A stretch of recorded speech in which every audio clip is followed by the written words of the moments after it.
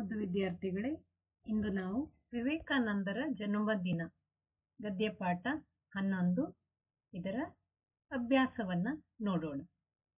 ಮೊದಲನೇ ಪ್ರಶ್ನೆ, ಕೇಳಿರುವ ಪ್ರಶ್ನೆಗಳನ್ನು ಓದಿ ವಿದ್ಯಾರ್ಥಿಗಳಿಂದ ಓದಿಸಿ ಉತ್ತರ ಕೇಳಿ ತಿಳಿಯಿರಿ ಮತ್ತು ಉತ್ತರ ಬರೆಯಿಸಿ. ಈಗ ನೋಡೋಣ ಮಕ್ಕಳೇ, ಯಾವ್ಯಾವ ಪ್ರಶ್ನೆಯನ್ನ ಕೇಳಿದಾರಂತ. ಮೊದಲನೇ ಪ್ರಶ್ನೆ, ಶಾಲೆಯಲ್ಲಿ ಯಾರ ಜನ್ಮದಿನದ ಆಚರಣೆ ನಡೆಯಿತು? ಶಾಲೆಯಲ್ಲಿ ಯಾರ ಜನ್ಮದಿನದ ಆಚರಣೆಯನ್ನು ನಡೆಸಿದ್ರು? ಮಕ್ಕಳು ಮತ್ತು ಗುರುಗಳು ಸೇರಿ ಯಾರ ಜನ್ಮದಿನವನ್ನು ಆಚರಿಸಿದ್ರು? ಶಾಲೆಯಲ್ಲಿ ವಿವೇಕಾನಂದರ ಜನ್ಮದಿನದ ಆಚರಣೆ ನಡೆಯಿತು. ಉತ್ತರ ಹೇಳಿ ನೋಡೋಣ. ಶಾಲೆಯಲ್ಲಿ ವಿವೇಕಾನಂದರ ಜನ್ಮದಿನದ ಆಚರಣೆ ನಡೆಯಿತು. ಸುಂದರವಾಗಿ ಸ್ಫುಟವಾಗಿ ನಿಮ್ಮ ಪಾಠದಲ್ಲಿ ಬರ್ಕೊಳ್ಳಿ. ಎರಡನೇ ಪ್ರಶ್ನೆ, ರಾಜನು ಏನು ಮಾಡಿದನು? ಪಾಠದಲ್ಲಿ ಓದಿದ್ರಲ್ಲ, ರಾಜನು ಮಾಲೆ ಮಾಡಿದನು. ವಿವೇಕಾನಂದರ ಫೋಟೋಗೆ ಮಾಲೆಯನ್ನ ಮಾಡಿದವರು ಯಾರು? ರಾಜ ಮಾಲೆ ಮಾಡ್ತಾನಲ್ಲ, ರಾಜನು ಮಾಲೆ ಮಾಡಿದನು. ಮೂರನೇ ಪ್ರಶ್ನೆ, ನಾರಾಯಣ ಗುರುಗಳು ಏನನ್ನು ಬೆಳಗಿದರು? ನಾರಾಯಣ ಗುರುಗಳು ದೀಪವನ್ನು ಬೆಳಗಿದರು. ಹೇಳಿ ನೋಡೋಣ. ನಾರಾಯಣ ಗುರುಗಳು ದೀಪವನ್ನು ಬೆಳಗಿದರು. ನಾಲ್ಕನೇ ಪ್ರಶ್ನೆ, ಪೀಟರ್ ಏನು ಮಾಡಿದನು? ಪೀಟರ್ ವಂದಿಸಿದನು. ವಂದನಾರ್ಪಣೆಯನ್ನ ಮಾಡಿದ್ದು ಪೀಟರ್ ಅಲ್ವಾ? ಹಾಗೆ ಪೀಟರ್ ವಂದಿಸಿದನು. ಸಿಹಿ ತಿಂಡಿ ಯಾರು ಹಂಚಿದರು? ಐದನೇ ಪ್ರಶ್ನೆಯಲ್ಲಿ ಸಿಹಿ ತಿಂಡಿಯನ್ನ ಯಾರು ಹಂಚಿದರು ಅಂತ ಕೇಳ್ತಾರೆ. ಮಾನಸ ಸಿಹಿ ತಿಂಡಿ ಹಂಚಿದಳು. ಈಗ ಬಿಟ್ಟಿರುವ ಪದಗಳನ್ನು ಗುರುತಿಸಲು ತಿಳಿಸಿ ಖಾಲಿ ಜಾಗದಲ್ಲಿ ಬರೆಯಿಸಿ. ನೋಡ್ತಾ ಇದ್ದೀರಲ್ಲ ಮಕ್ಕಳೇ, ಖಾಲಿ ಜಾಗದಲ್ಲಿ ಉತ್ತರವನ್ನ ಬರ್ಕೊಳ್ಬೇಕು. ಒಂದನೇ ಪ್ರಶ್ನೆ, ಅದು ಒಂದು ಡ್ಯಾಶ್ ಶಾಲೆ. ಉತ್ತರವನ್ನ ತುಂಬೋಣ. ಅದು ಒಂದು ಸರಕಾರಿ ಶಾಲೆ. ಎರಡನೇ ಪ್ರಶ್ನೆ, ಶಾಲೆಯ ತುಂಬ ಆ ದಿನ ಡ್ಯಾಶ್ ಸಡಗರ. ಶಾಲೆಯ ತುಂಬ ಆ ದಿನ ಸಡಗರವೋ ಸಡಗರ. ಮೂರನೇ ಪ್ರಶ್ನೆ, ಸ್ವಾಮಿ ವಿವೇಕಾನಂದರನ್ನು ಜನರು ಡ್ಯಾಶ್ ಎಂದು ಕರೆಯುತ್ತಿದ್ದರು.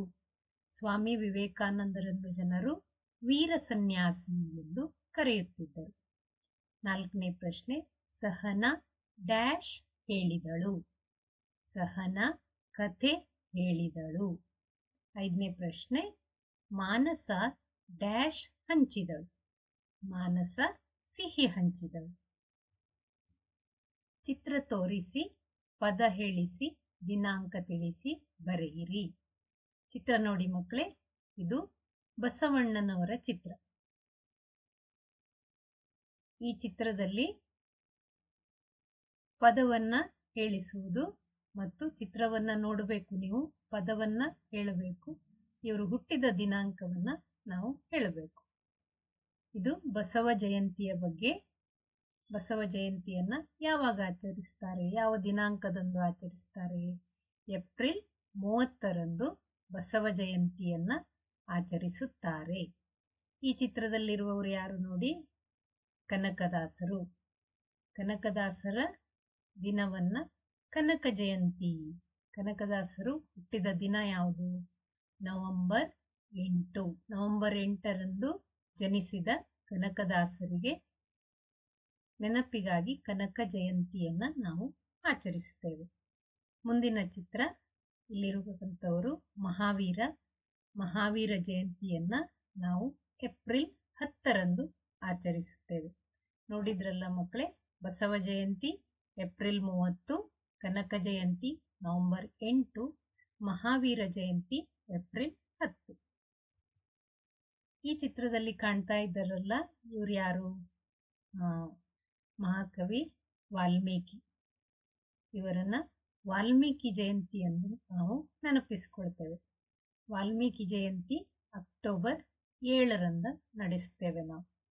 ಅಕ್ಟೋಬರ್ 7ರಂದು ವಾಲ್ಮೀಕಿ ಜಯಂತಿಯನ್ನ ಆಚರಿಸುತ್ತೇವೆ. ಇಲ್ಲಿರುವ ಚಿತ್ರ ಬುದ್ಧನ ನೆನಪಿಗಾಗಿ ಬುದ್ಧ ಜಯಂತಿಯನ್ನ ಮೇ 1ನೇ ತಾರೀಕಿನಂದು ಬುದ್ಧ ಜಯಂತಿಯನ್ನು ಆಚರಿಸ್ತೇವೆ. ಸಿಖ್ಖರ ಗುರುಗಳು ಯಾರು? ಇವರು ಗುರುನಾನಕ್. ಗುರುನಾನಕ್ ಜಯಂತಿಯನ್ನು ಈ ವರ್ಷದಲ್ಲಿ ನವೆಂಬರ್ 5ರಂದು ಆಚರಿಸುತ್ತೇವೆ. ಅಂದರೆ ಇದು ನವೆಂಬರ್ 5, ಪ್ರತಿ ವರ್ಷವೂ ನಾವು ನವೆಂಬರ್ 5ರಂದು ಆಚರಿಸುವುದಿಲ್ಲ. ಈ ವರ್ಷ ನವೆಂಬರ್ 5ರಂದು ಆಚರಿಸುತ್ತೇವೆ.